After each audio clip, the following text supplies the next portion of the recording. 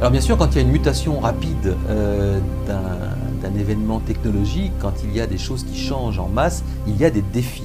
Alors on va essayer de voir aujourd'hui quels sont les défis du Web 2.0, qu'est-ce qu'il nous permet, qu'est-ce qu'il nous promet et qu'est-ce que nous devrions faire si nous voulons pouvoir en profiter.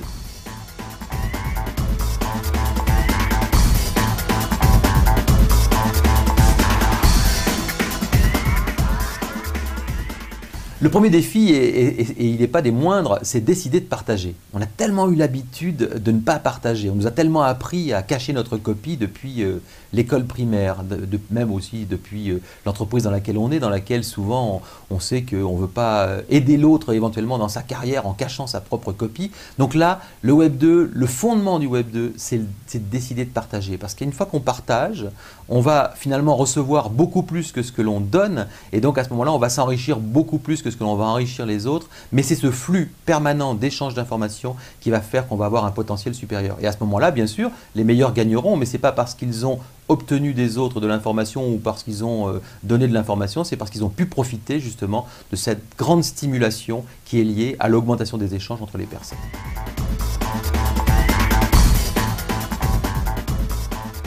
Décider de s'ouvrir, c'est vrai que c'est un des points aussi assez important. Certaines personnes d'ailleurs sont choquées en disant les gens mettent toute leur vie maintenant sur le web, on sait les photos qu'ils prennent, on sait les gens avec lesquels ils sont amis, etc. Ben oui, ça fait partie de la vie en société, de pouvoir partager avec les gens et aussi au travers du réseau un certain nombre d'informations qui permettent de mieux se faire comprendre, de mieux dire ce que l'on a à dire, de mieux être compris et éventuellement d'avoir des gens qui viennent vers soi après parce qu'ils ont mieux compris qui l'on était. Donc s'ouvrir, c'est s'ouvrir pour avoir la chance de rencontrer. C'est pas s'ouvrir par un narcissisme pur ou uniquement par égocentrisme, c'est vraiment s'ouvrir pour avoir la chance de croiser des gens avec lesquels on a des choses à faire, avec lesquels on aura des projets à monter, des projets à mener. Donc s'ouvrir, c'est aussi une des exigences et c'est aussi un des défis du Web 2.0 aujourd'hui.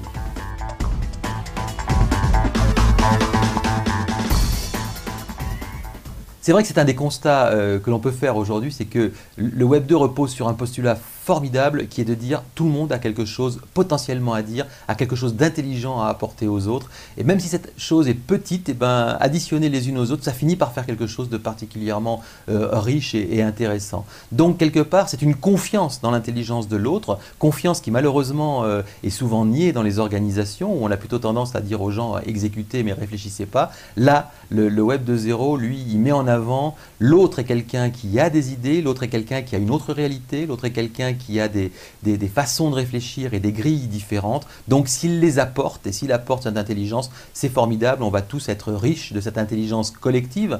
Et l'intelligence collective, c'est d'abord d'apporter sa part d'intelligence au système.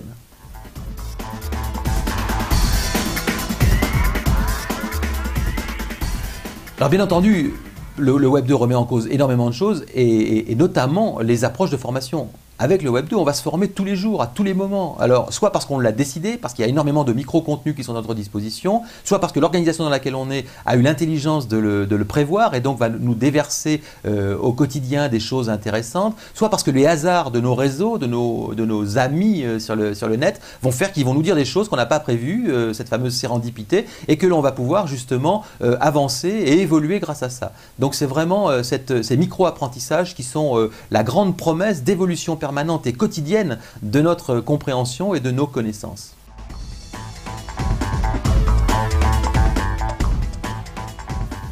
Alors il y a une chose qui est assez nouvelle dans l'informatique, dans laquelle on peut dire que la relation sadomaso a prévalu, puisque Sado c'est celui qui faisait les logiciels et Maso c'est celui qui les utilisait. Ici il y a vraiment une notion de se faire plaisir. On se fait plaisir avec des applications qui valorisent notre intelligence, qui valorisent nos échanges, avec des applications qui sont simples, qui ont une ergonomie souvent idéale, qui ont peu de boutons, peu de fonctionnalités, mais qui les font parfaitement bien, qui sont peu buggés, voire pas buggés du tout. Donc ça veut donc dire que réellement on prend en compte le fait que si l'on veut vraiment s'exprimer pleinement sur le net, vaut mieux se faire plaisir que d'être tyrannisé par des outils qui nous disent ce qu'il faut faire. Là, c'est nous qui utilisons les outils pour pouvoir créer des informations.